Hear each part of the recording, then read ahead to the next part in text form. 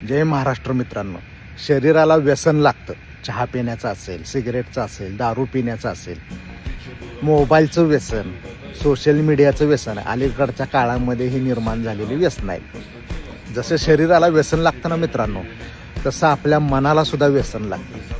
आणि ते मनाचं व्यसन लागतं ना, ते अवगुणांच्या रूपानं लागतं. अवगुण येऊन चिटकतो आपल्या मनाला.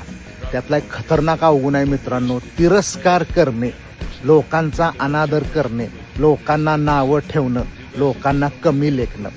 ह्या सर्व कृतीतून काय होतं, आपल्या मनामध्ये तिरस्कार निर्माण होतो. एखाद्या व्यक्तीविषयी, समाजाविषयी, एखाद्या गोष्टीविषयी तिरस्कार निर्माण कशातून होतो मित्रांनो? ज्यावेळी आपण आपली स्वतःची तुलना इतरांबरोबर करायला लागतो, त्यातून आपण त्यांचा अनादर करतो, नावं ठेवतो आणि त्या व्यक्तीविषयी, त्या समाजाविषयी किंवा त्या गोष्टीविषयी आपल्या मनामध्ये तिरस्कार निर्माण होतो. तिरस्कार हा अवगुण आपल्या मनाला येऊन चिकटतो.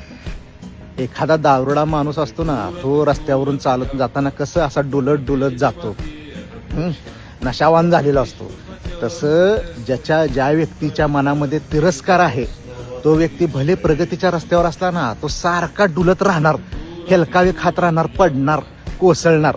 का? कारण त्याचं मन नशावान झालेलं आहे. तो प्रगतीच्या रस्त्यावरनं नीट चालू शकणार नाही, सारखा कोसळणार, नशावान होणार.